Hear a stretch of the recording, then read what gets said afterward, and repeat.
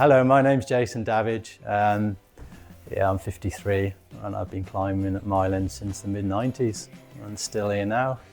It was always very busy at Mile End, and I think a lot of people used the climbing wall, were outdoor climbers, so they would come to the wall and they would train and stay fit. Whereas kind of now, indoor climbing is a sport in itself, and some people don't even climb outdoors.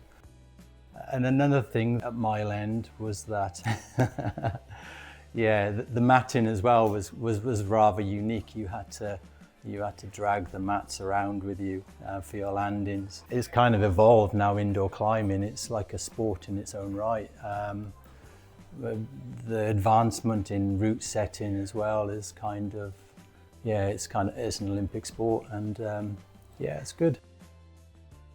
I'm Dominic. My main role is running Rockin climbing shops, which I've done since the early 90s. I started setting, or at least putting holds on the wall, a little before that at Mile End, and then the first sort of competition I set for was in 96. Quite a while. But just on the side, it's not my main job. There's full-time setters who do it better. How's route setting changed? It's way more organised. When we started putting holds on walls, we didn't necessarily have routes in mind, so it wasn't really route setting, we were just putting holds on walls and people would make their own stuff up. So in a way, going full circle, it's what a splat board is now, but the density was tiny compared to that. So lots of holds, not as many as that, lots of holds, and people just made their own stuff up on that. There was very little kind of really route setting back then. There was two, what they called comp walls, and they were just set with like ratty sort of holds. And then a lot of people used to set their own problems using chalk. People would chalk up holds and then initial them. Sometime after that, the idea of actually using the same colour holds for the route became a thing, which is obvious now, but for some reason didn't seem obvious then. The holds weren't made maybe in such nice sets as they are now, so people didn't really want to do that. What does age-appropriate setting mean? Okay, so if you're talking in the context of things like Fossil Fest, where we're setting specifically for older people, it's consideration maybe of older bodies. The stipulations I gave the setting team really were to avoid strong heel hooks, because a strong heel hook tends to pull very hard in the knee and quite hard in the hip. Dropped knees. A lot of older people don't want to do dropped knees, either because they've got a problem, or they're scared of having a problem, or they're scared of falling off in that position. So firstly, thinking about their body. Secondly, thinking about their fear.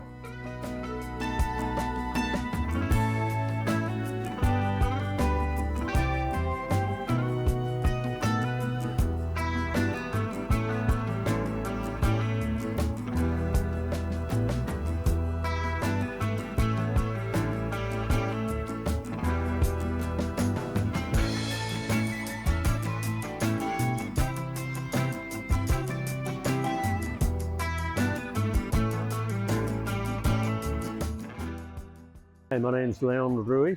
I'm 69 years old. I started climbing when I was 62 and basically really enjoying it ever since. And when did I start bouldering? This morning. Interesting, I think is the word you describe it. Different approach to roped climbing. Scarier, much scarier in fact, because at my age you get a few feet off the ground and you think, if I fall at this point, something's going to break.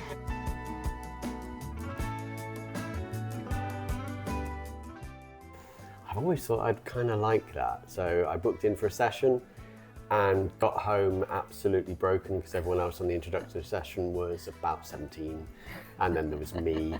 I got home and was like, it was amazing. I need wine and a bath. And then I couldn't basically move. Well, you say 2 days, I think it was more like a week.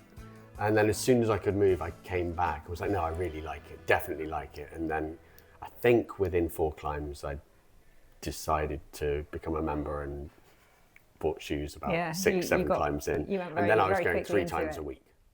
And then you didn't stop talking about climbing. You've got to come, Sam, you've got to try it, you'll love it, you'll love it. And I have, my preconceptions of it were that I needed to be strong, and I'm not very strong, and I needed to be sporty, and I'm not very sporty. And I was like, I don't think I'm going to like it, to be honest, but okay, shut up, I'll come with you. And then actually I was quite surprised that I really did enjoy it.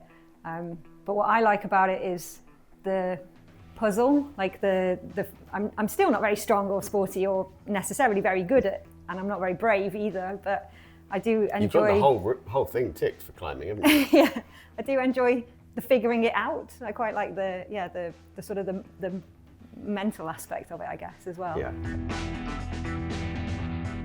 Really welcoming, friendly, non-judgmental. And again, because it's kind of a gym, a sporty environment, I had the preconception of macho guys, you know. Well, we used to go to the gym, right? So we used to go to and it Queen was a bit Mary like Gym, that. and there were a lot of meatheads. You know, you shouldn't really say that about students you teach, should you? But there were a lot of Or your meatheads. colleagues. Well, it's fine about the colleagues. And I had the misconception it was going to be quite macho. It feels a very inclusive, safe space, and I really like that. And it's not macho, and there's nothing better than watching like one of the young girls that's in the squad make old macho muscled guys look like a complete It's just dick. so beautiful. It's really one of my favourite Yeah. hobbies.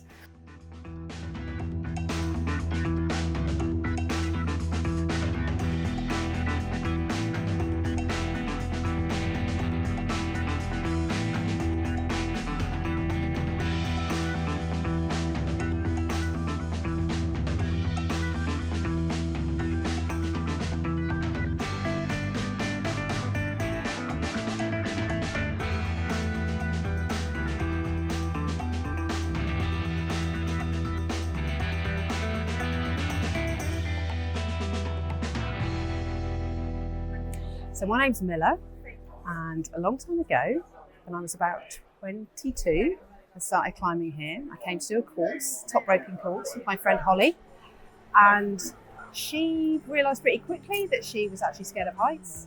So it was just me, and I used to cycle after work. This is in the late 90s, and I would come to Mile End in the rain, wind and snow, climb 2 nights a week, hoping to sort of meet some people, being a little bit scared of saying hello. It wasn't the same sort of vibe. There weren't any girls my age. It was all just a lot of bleh. But do you think that it's better now and that has changed, that vibe? Is Completely. Yeah, I think, I mean, you've just got to look around today. There's just, everybody is here, right? And it's just lovely. So many different types of people, old, young, just, it's wonderful. Yeah. So I think that has changed. You know, everybody climbs together, whether you're 10 years old or Yeah. 70 years old. There's never a sense of, oh, I can't climb with you, or you know, you're not welcome to climb I'm doing this. Not, you know, it's never exclusive. It's always friendly.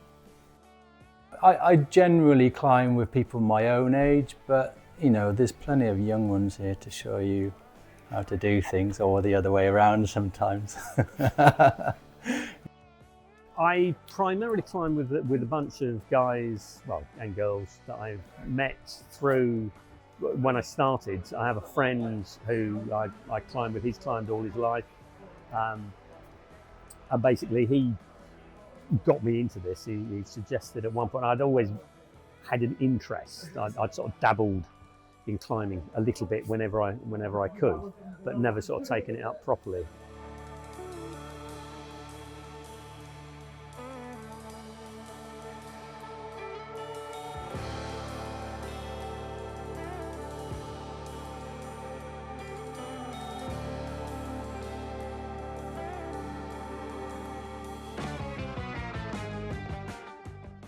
What would you say to other people who are thinking of starting climbing but later in life? Just do it. I know people that started climbing at 60 and they do not just sport climbing, but they also do trad. So I think it's an activity that many people can do because you're just challenging yourself. So that's the nice part about it. Go for it. Go for it. I mean, I have had so much fun. It's changed my life a lot. It's, you know, I'm retired now, and it's not exactly all I live for. I mean, I've got grandchildren and all that sort of stuff, but it's the thing that I think, today I'm going climbing. It just makes, you know, I'm going to meet my friends, and there are always challenges. So, you know, there are those ones times that you failed at, and you know, you're gonna get.